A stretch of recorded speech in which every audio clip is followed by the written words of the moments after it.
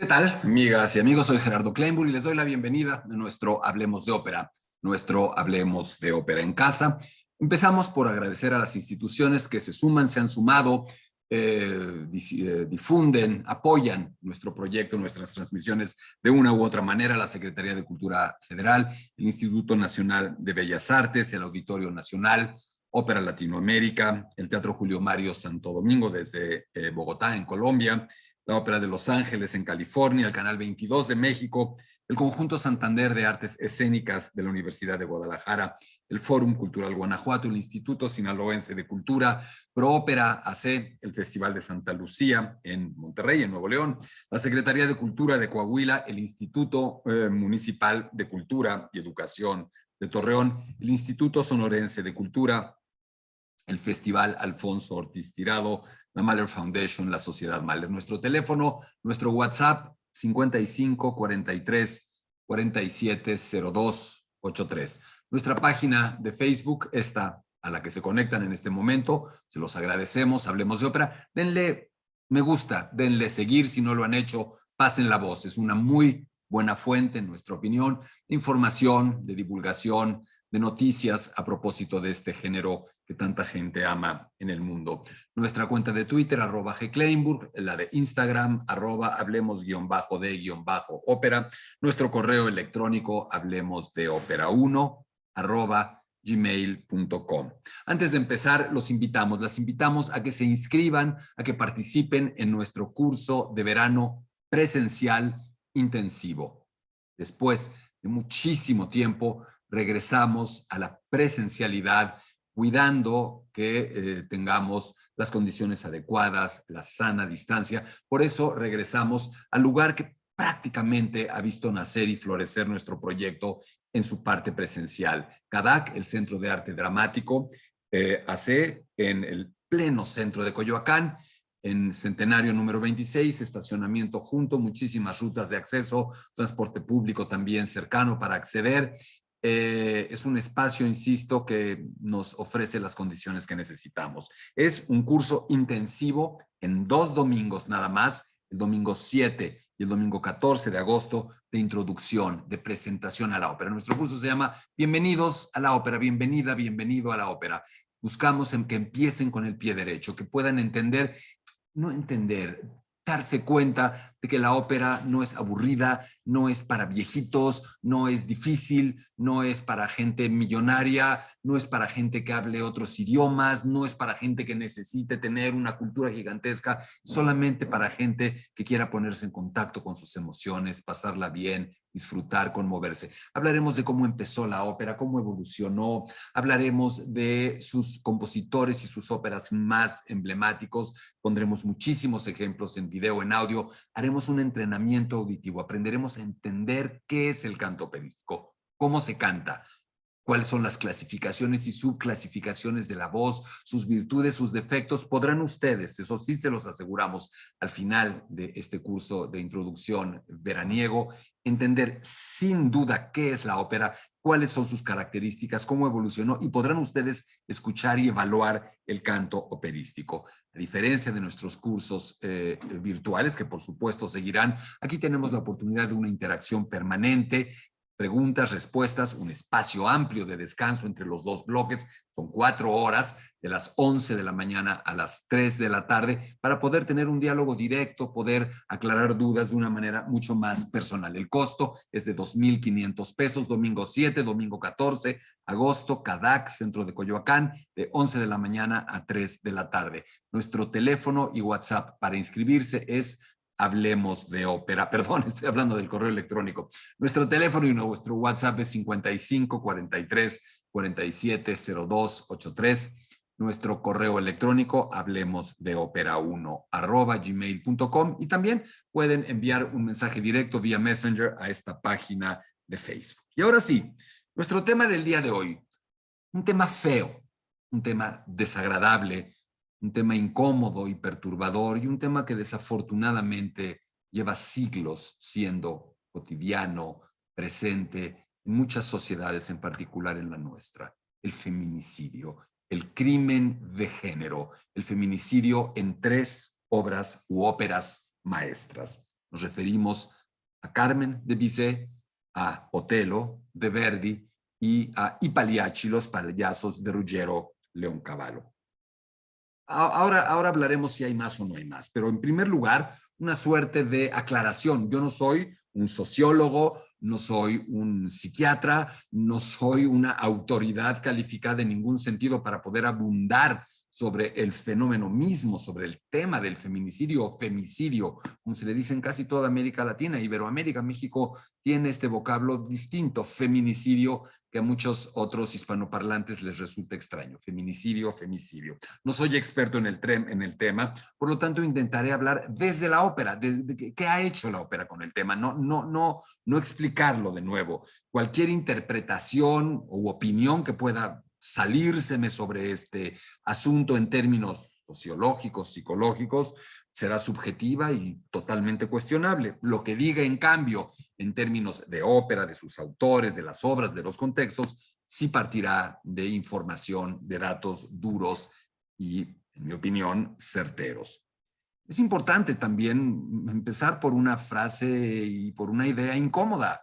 La ópera ha sido, sigue siendo en una medida importante, una suerte de tema de hombres, un espectáculo hecho por hombres, pagado por hombres, compuesto por hombres, muy en función de lo patriarcal, de lo masculino, de esta visión tan sesgada que nuestra sociedad, que nuestro planeta muy lamentablemente ha tenido a lo largo de su historia, nuestra especie, no nuestro planeta, habría que ser un poco más exactos.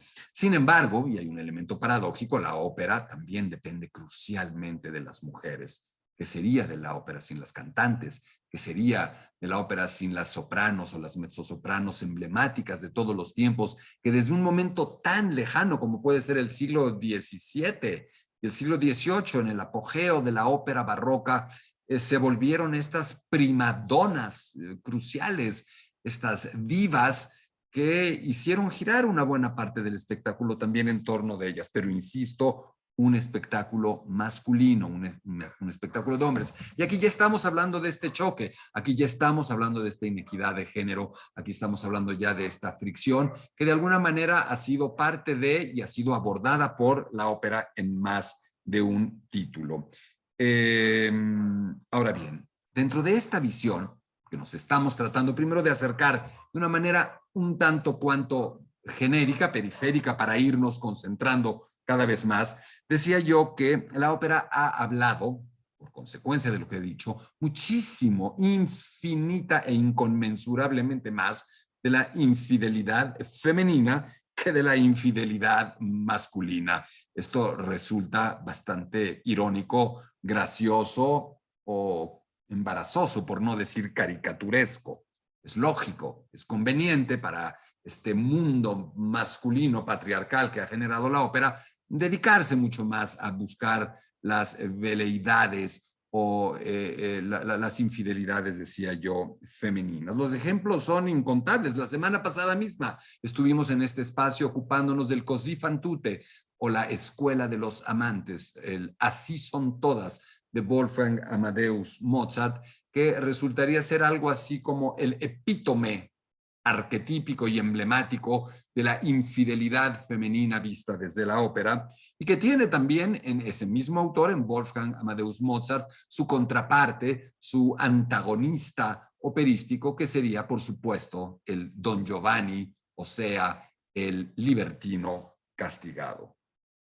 A la ópera, y leo mi nota, porque quiero ser preciso, le ha resultado siempre muy incómodo y difícil de manejar sobre el escenario el asesinato de una mujer a manos de un hombre, a manos de su amante, a manos de su esposo. Esto es incómodo desde donde lo veamos, pero momentos exactos en los que se esté cantando el instante de un feminicidio, de un femicidio, son realmente muy escasos. Hay otros géneros que se han ocupado infinitamente más de este tema, insisto, complicado.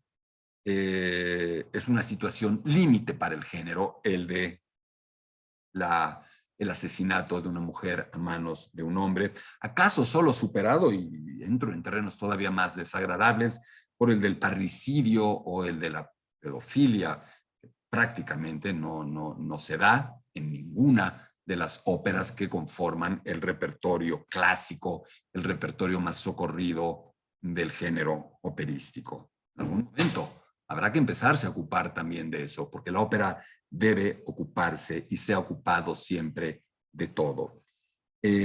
Por otro lado, el maltrato a la mujer se manifiesta sistemáticamente y de manera a veces casi normalizada en la ópera. Los matrimonios forzados generalmente para las chicas, el sometimiento de estas desde la ópera bufa por tutores, por hombres mayores de ella. Siempre todo esto lleva esta connotación de sujeción, de sometimiento, de inequidad, que incluso se ha abordado, insisto, de una manera particularmente bufa.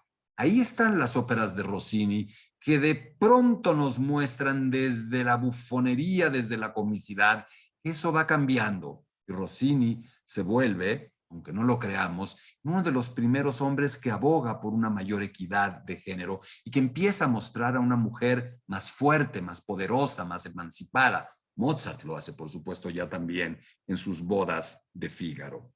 De hecho, todo esto, todo este tema de la condición femenina es algo de lo que me he ocupado, de lo que Hablemos de Ópera se ha ocupado formalmente. Tenemos un curso sobre la condición femenina en la ópera, donde hemos seguido una buena parte de la historia de la ópera desde esa visión. Está disponible a ustedes, si nos llaman, lo tenemos ya en su versión grabada. Y muy pronto, a través de TV UNAM, realizaré una serie de programas, de mesas redondas, en las que abordaremos también el tema de la condición femenina y, por supuesto, de feminicidios habrá que hablar también. Esta condición femenina que es tantas veces vista como de seres débiles, hablo de la ópera, débiles, frágiles, inestables, vulnerables, se vuelven locas por inestables, mientras que los hombres parece que somos viriles, heroicos, nos batimos en duelo y nos suicidamos cuando las cosas no van bien, pero no mostramos esa fragilidad o esa debilidad, un sinsentido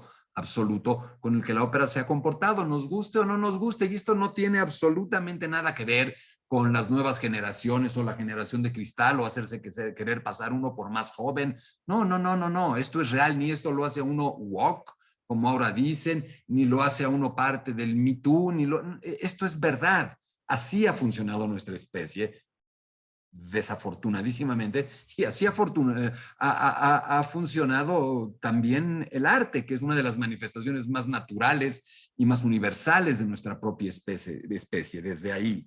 Luego llega la revolución industrial, luego llega Darwin, la evolución, luego llega Freud. Todo esto lleva otro tinte de misoginia muy fuerte. Me estoy acercando al tema.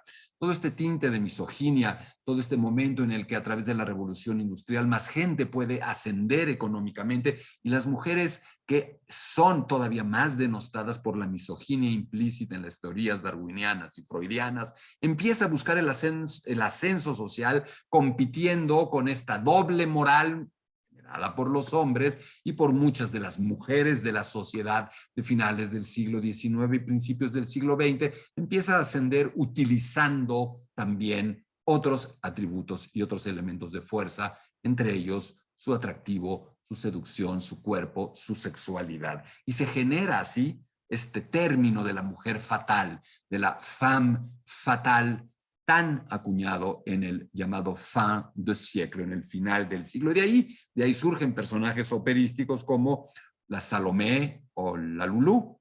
Curiosamente, dos mujeres que también son asesinadas y que podrían haber estado en esta lista de feminicidios, en la Salomé de Oscar Wilde y la versión de Richard Strauss, Salomé, en estos últimos 8 o 10 compases finales de la ópera, es asesinada por órdenes de su lujurioso y delictivo padrastro llamado Herodes. Y bueno, Lulú, en la ópera de Alban Berg, con el libreto de Wedekind, es asesinada, o supuestamente asesinada, nada más y nada menos que por Jack el Destripador, otro de los emblemas y arquetipos tristemente real del feminicidio, acaso el mayor de la historia.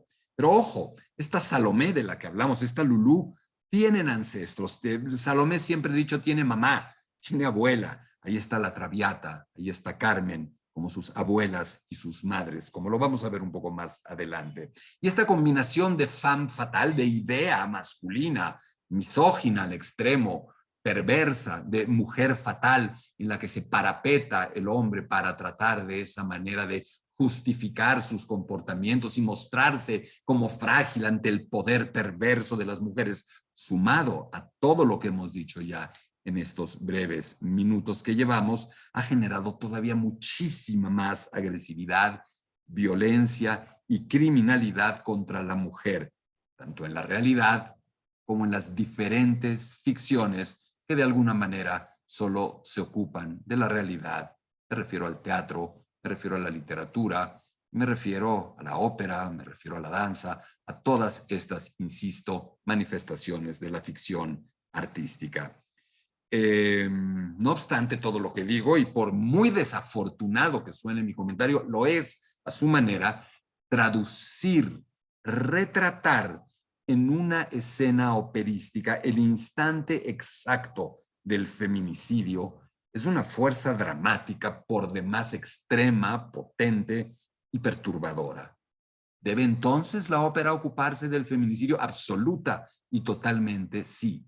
La ópera debe ocuparse de todo y se ha ocupado de una buena parte de ese todo emocional, porque la ópera es eso, mover todas nuestras emociones, las buenas y las menos buenas, para generar empatía, para enseñarnos, para educarnos emocionalmente, para saber qué queremos, para saber qué no queremos. La ópera, sin duda, sirve para eso y de una manera infinitamente más poderosa y efectiva de lo que pensamos por esta capacidad casi neurológica, neuroquímica que tiene de transformarnos, de movernos, de emocionarnos, de llegar al centro más esencial de nuestro ser. Dicho todo esto, volvemos a lo que comentamos. Hay básicamente, hay más, pero básicamente 3 títulos operísticos del repertorio tradicional emblemáticos para hablar del feminicidio.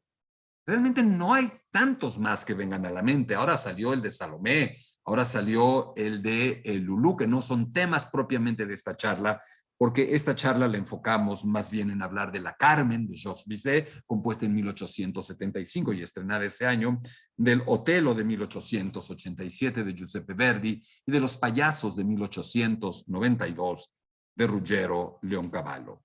Insisto, podía haber agregado otros títulos y no lo hice al preparar esta charla. Ahí está el asesinato de Marie en la ópera Wojciech de Alban Berg, basada nada menos que en la obra de Georg Büchner, o como ya comentamos, el asesinato de Lulú a manos de Jack el Destripador en la Lulú de Alban Berg con libreto de Franz Wedekind.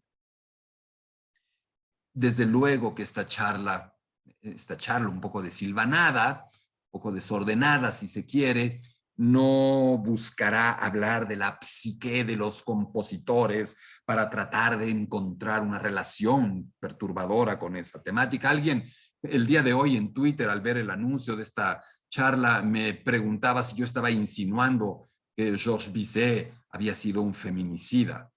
Evidentemente es un sinsentido absurdo, es una tontería.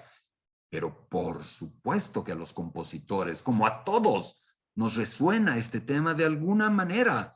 No porque tengamos la menor inclinación hacia ello, pero porque hay elementos psicológicos de nosotros que cuando se salen de control de una manera patológica y por desgracia tan frecuente, pueden llevar a una situación así.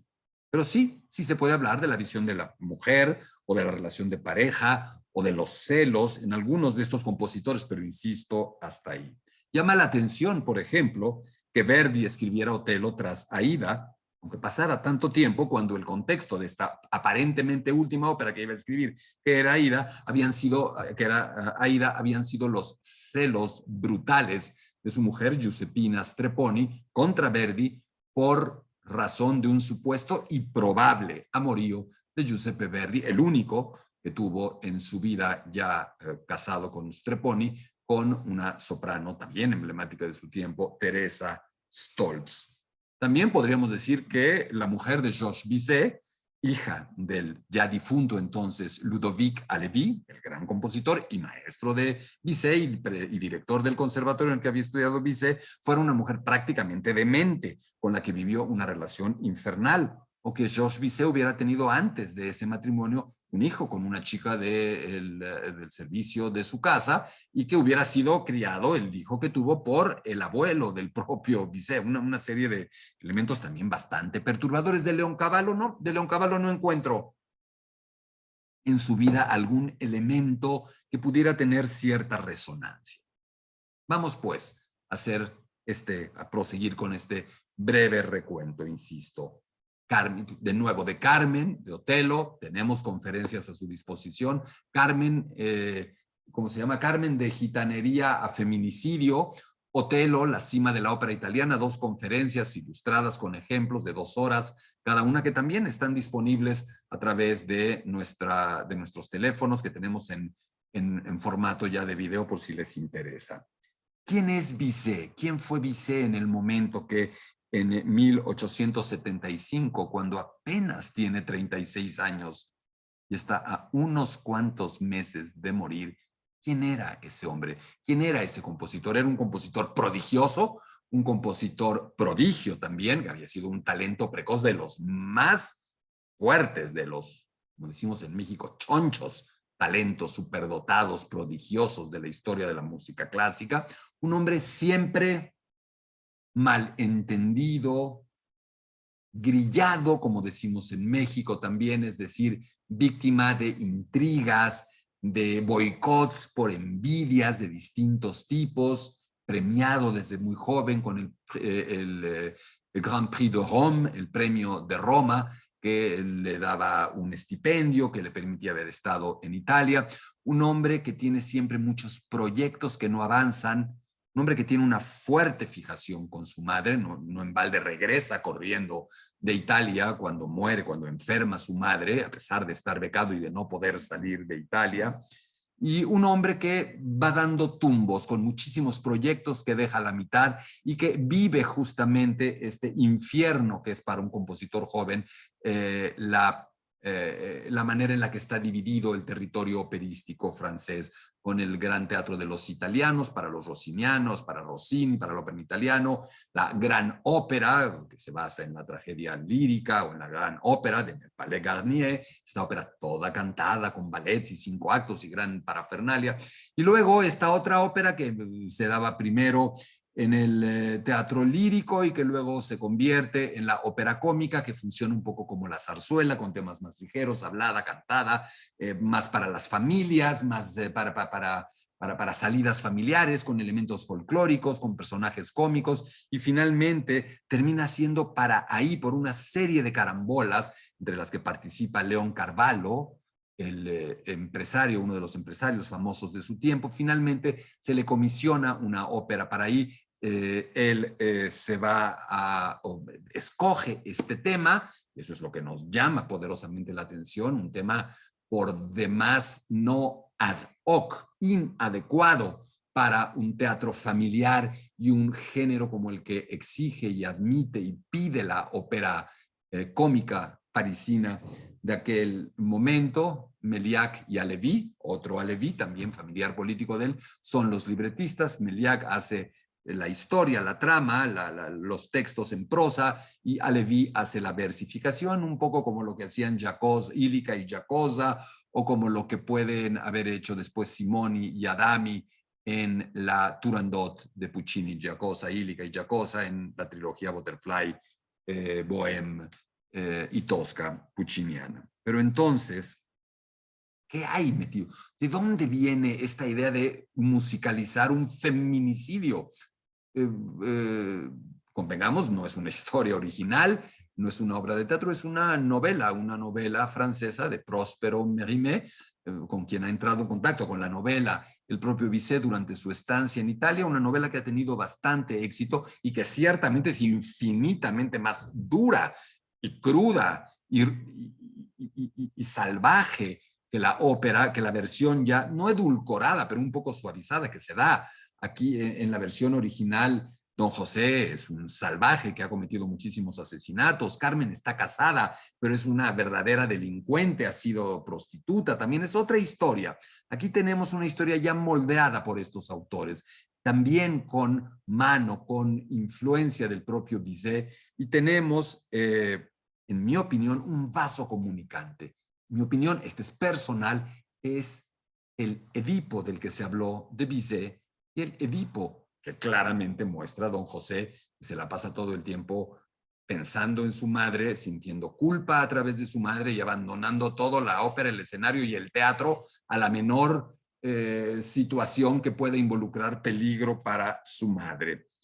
Inmoralmente, porque no hay otra manera de explicarlo, la Carmen de Bizet se ha manejado como durante muchísimo tiempo como una especie de gitanería pintoresca en la que una especie de pobre soldado despechado se ve casi obligado a matar a una mujer que le ha puesto el cuerno. Por supuesto que esta es la peor visión de todas las que se puede tener de Carmen y la que ha reinado durante muchísimo tiempo, cuando en verdad de lo único que se trata es de un soldado violentísimo con un Edipo inmanejable que escapó a un matrimonio forzado con una chica como Dios manda, que parece importunarlo bastante durante cada función de esta ópera. Es un crimen de género puro y duro. Por supuesto, La Carmen fue un fracaso colosal en su estreno. Era el lugar totalmente inadecuado. La gente empezó medianamente satisfecha, luego se fue perturbando, incomodando, hasta llegar a ese feminicidio que resultaba inexplicable, inadmisible y de pésimo gusto. Mujeres fumando, una tabacalera, una mujer fuerte, una gitana independiente, una gitana valiente que simplemente ejerce su feminidad, ejerce su voluntad amorosa, que es dueña de su cuerpo. Era algo que no se podía manejar fácilmente, esta fuerza, esta independencia económica, laboral, emocional, sexual, eran demasiado para esta época. Después de estrenada, inmediatamente después de la muerte de Bizet, que muere apenas unos meses tras el estreno, la obra alcanza un éxito meteórico que la pone hoy entre las 5 óperas más representadas, amadas, queridas y populares del repertorio universal. Fíjense, interesante, hay contadísimas óperas sobre feminicidio, y 3 de ellas sí que están posicionadas en el repertorio, las 3 de las que nos estamos ocupando. Interesantísimo, ¿no les parece? No había caído en esta reflexión, estoy cayendo en ella ahora mismo en vivo mientras hago esta charla. Afortunadamente hoy comenzamos a leer correctamente esta ópera. Los nuevos tiempos y las nuevas generaciones nos enseñan a estas y otras generaciones a entender lo que de verdad es esta obra. Una denuncia de un crimen de género, de un feminicidio inadmisible. Como habíamos dicho, Carmen es hija de Violeta, Valerie de la Traviata en algún sentido y madre de Salomé, por llamarlo de alguna manera. ¿Inaugura esta Carmen, esta ópera, el verismo o lo hace la Traviata? Estos son los dos gérmenes del verismo. La Traviata de Verdi ya busca con su situarse en el presente algo muy real, pero la Carmen de Bizet se vuelve todavía más poderosa en ese sentido de crudeza, de retrato de la realidad, de zonas sórdidas, vulneradas, marginales o marginadas de las sociedades, de la sociedad. ¿Esta obra inaugura el tema de la mujer fatal? Sí, sin duda lo hace, con el antecedente ya mencionado de la Violeta de la Traviata.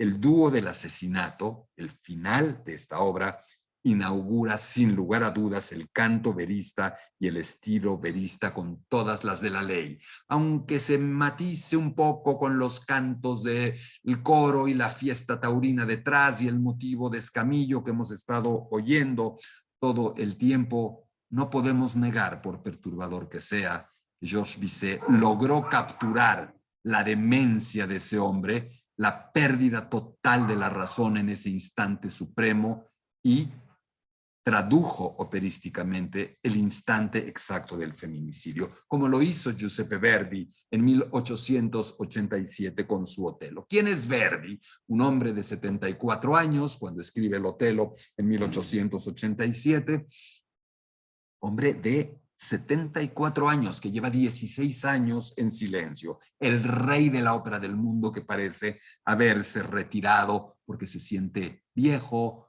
cansado, atacado, pasado de moda y porque tal vez no quiere ir más lejos y acercarse más peligrosamente al estilo wagneriano con el que se le compara desfavorablemente por alguna parte de la crítica tantas veces. ¿Por qué elige esta obra? Convengamos, no la elige Verdi, la elige Ricordi, Giulio Ricordi, su editor, que en un acto de genialidad extrema, a través de algo que llaman el complot del chocolate, el nombre críptico con el que llamaban al moro de Venecia, embaucan, tienden una emboscada, Ricordi, Giuseppina Strepponi, Arrigo Boito, que será el libretista y que era enemigo de Verdi anteriormente, Franco Faccio, el director de orquesta, todos para convencer a Verdi de que escriba esta obra. Claro, Verdi cae porque es idólatra de Shakespeare, Shakespeare es su dios, y porque lleva un rato largo obsesionado con Iago.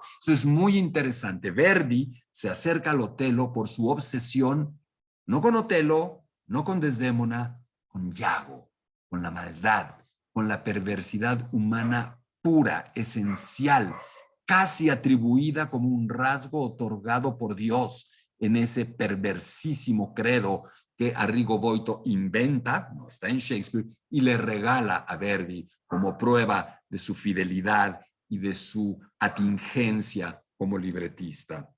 Verdi ha encargado incluso pinturas de Iago y es esto lo que lo motivará a aceptar también la propuesta. De hecho, se iba a llamar Iago originalmente la ópera. ¿Por qué? Yo creo que Verdi está obsesionado con esta maldad, con esta gente perversa, con inquina,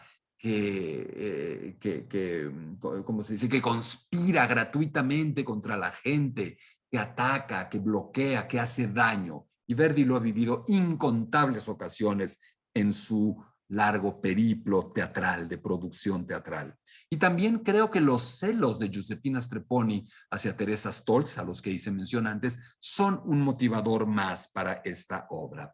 Interesantísimo ese triángulo extrañísimo que pasa de ser infernal entre Strepponi, Stolz y Verdi a convertirse en una íntima, extrañísima amistad de los tres que terminan conviviendo íntimamente durante meses enteros en la finca de Verdi. Yo nunca he entendido ese giro de esa situación. Claro, aquí la fuente de la obra es lejanísima y es un clásico universal, Shakespeare.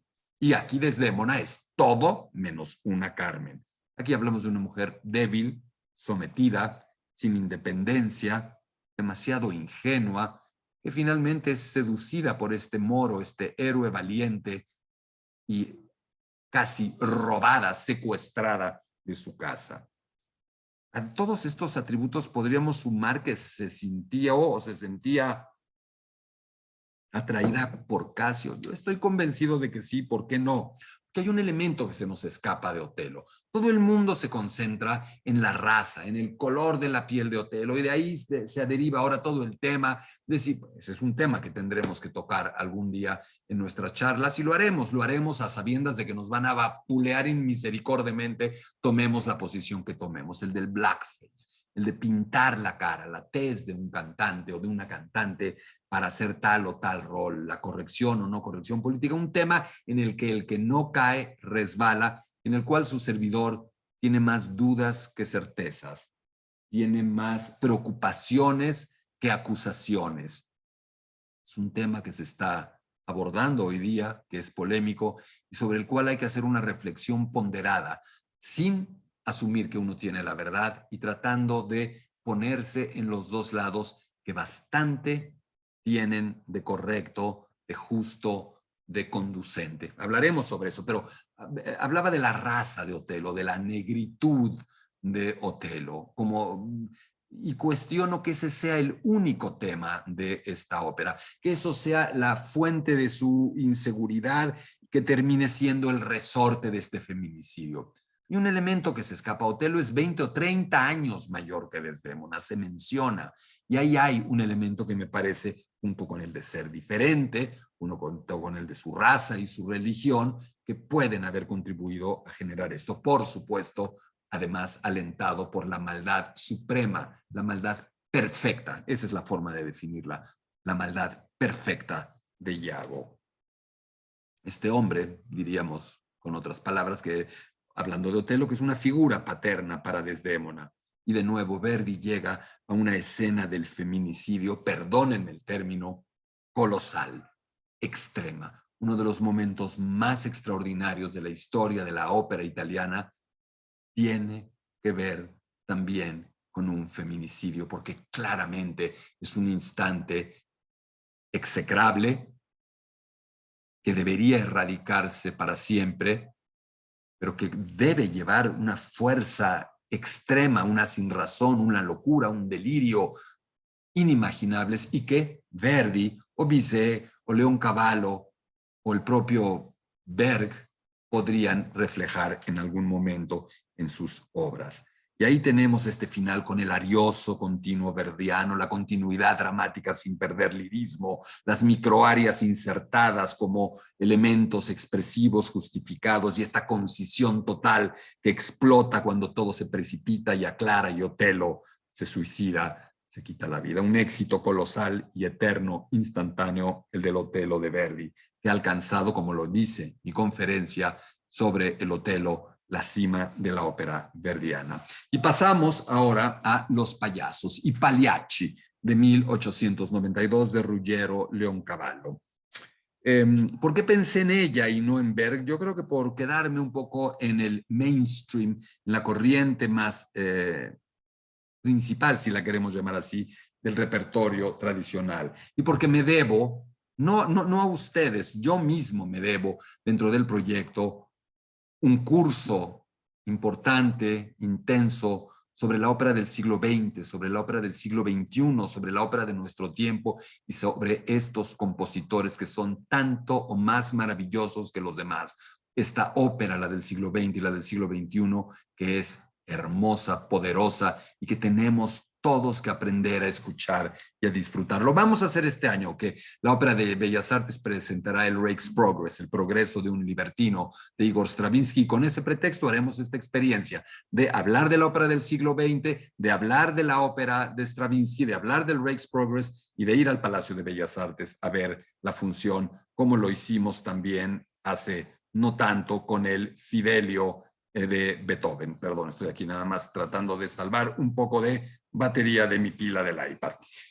¿Quién es Leoncavallo cuando escribe I Pagliacci? Es un compositor joven de 35 años. Ubiquémonos, a veces nos podemos confundir con Leoncavallo. Nace en 1857 y muere en 1919. Vive el final de Verdi, si lo queremos decir, del verdianismo o del verdismo, si lo quisiéramos bautizar de ese modo, y es parte de, protagonista de la emergencia del estilo verista, del estilo realista, que busca hablar de las pasiones más crudas, más duras, más elementales, más sangrientas, la gente pobre, del proletariado, o como una suerte de musicalización de la nota roja de su tiempo. Y qué mejor que I Pagliacci para mostrarlo. Y qué mejor que para mostrar los crímenes pasionales, por supuesto, el del feminicidio. Es importante también mencionar que esta ópera fue fruto de un concurso, no de un concurso, fue inspirada por un concurso. La editorial Sonsoño, rival de la editorial Ricordi, ya hablamos de Ricordi al mencionar a Verdi, hizo este concurso para jóvenes compositores, pidiéndoles óperas de estilo verista en un acto, sin mucha escenografía, que pudieran ser fácilmente escenificables. Y de este concurso nació, por ejemplo, La Caballería Rusticana de Pietro Mascagni, que no habla de feminicidio, pero habla de crímenes pasionales también, y era una manera también de hacer viable los estrenos, de darle oportunidades a jóvenes talentos emergentes. Ante el éxito, ante lo que sucede con la Caballería Rusticana de Pietro Mascagni, Ruggiero Leoncavallo escribe el texto de el libreto y la música de Los Payasos y Pagliacci, payasos. Leoncavallo es un hombre brillante, es un intelectual, es un pianista excepcional, es un musicazo de muy alto nivel, es un escritor correcto, libretista, traductor, es un hombre de verdad de altos vuelos intelectuales. Él mismo escribe el libreto, un libreto porque lo acusan por el que lo acusan formalmente de plagio. Lo acusan de haber plagiado un libreto de Catulle Méndez, Catulio o Catule Méndez, un libreto titulado La femme de Tabarin, la mujer de Tabarano, de Tabarín. Y la acusación, en mi opinión, procede. Las dos obras hablan de un crimen pasional, de teatro dentro del teatro, de un payaso que asesina a su mujer tras de o durante un acto, un sketch de payasos. Es demasiado parecido. Incluso creo que llegaron o tuvieron que llevar a un acuerdo extrajudicial. Leoncavallo alude a que de niño alguien lo llevó a ver así, que su padre, que fue juez, tuvo que juzgar el caso. No parece muy cierto. El libreto es genial, un libreto que simplemente arranca con el prólogo, cantando en primera persona el personaje de Tonio, el Iago de esta historia, se asume como el prólogo y canta "Io sono il prólogo" frente a la cortina, frente al telón del proscenio, antes de que la ópera empiece.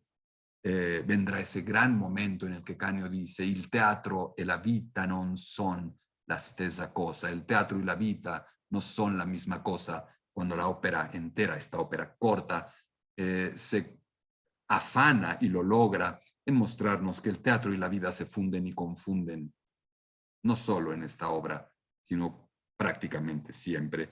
Y este final increíble en el que el propio el propio Tonio, que fue el prólogo, dice "La comedia è finita", esta comedia ha terminado, de una manera casi macabra. Una obra moderna, nueva, diferente, de extraordinaria e incuestionable calidad, bien orquestada, con grandiosos momentos vocales como el recitare mentre preso del delirio, el aria Vesti la Giubba, perdón, y esta idea de un Canio como una suerte de sugar daddy, de un hombre que ha recogido a esta Neda, a la que se pinta un poco como una suerte de Lolita, un hombre inseguro, Canio, infinitamente mayor que ella, que la recogió y adoptó de la calle, que se siente su dueño y que se siente traicionado, mientras que Neda es simplemente una chica que pasa del estatus de ser adoptada, protegida, desposada, poseída por Canio, al de una mujer joven que se enamora de verdad. La escena del feminicidio, de nuevo, es poderosísima. Todo a partir de ese punto de inflexión espectacular en el que Canio dice "non pagliaccio non son", no pagliaccio, no soy un payaso, y viene toda esta explosión que culmina, insisto, con el feminicidio. Aquí terminamos nuestra charla del día de hoy. Nos quedan en el tintero Wojciech y Lulú.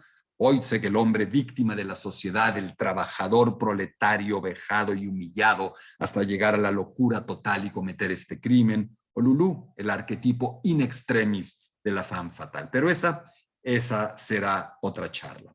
Por lo pronto nos despedimos reiterando nuestra invitación para que se inscriban a nuestro nuevo curso presencial dominical de introducción a la ópera. Regresamos a la presencialidad con un curso que se llama Bienvenido a la ópera. Bienvenidos, bienvenidas a la ópera. ¿Qué es la ópera? ¿Cómo surge? ¿Cómo evoluciona? ¿Quiénes son sus principales exponentes? Sus principales óperas, lleno de ejemplos en video, en audio, entrenamiento auditivo, entender cómo se canta la ópera, qué es el canto operístico, entender cuáles son las clasificaciones, subclasificaciones de la voz, virtudes, defectos, aprender a escuchar y evaluar el canto operístico. Domingo 7 y domingo 14 de agosto, de las 11 de la mañana a las 3 de la tarde, con una buena pausa en medio para que no se nos haga pesado este bloque o estos bloques. 2,500 pesos, CADAC, Centenario 26, en el centro de Coyoacán. Llámenos, escríbanos al 55 43 47 02 83 o a hablemosdeopera1@gmail.com o a esta página de Facebook para inscribirse y que nos permitan de esta manera darles la bienvenida a la ópera. Gracias por acompañarnos y hasta la próxima.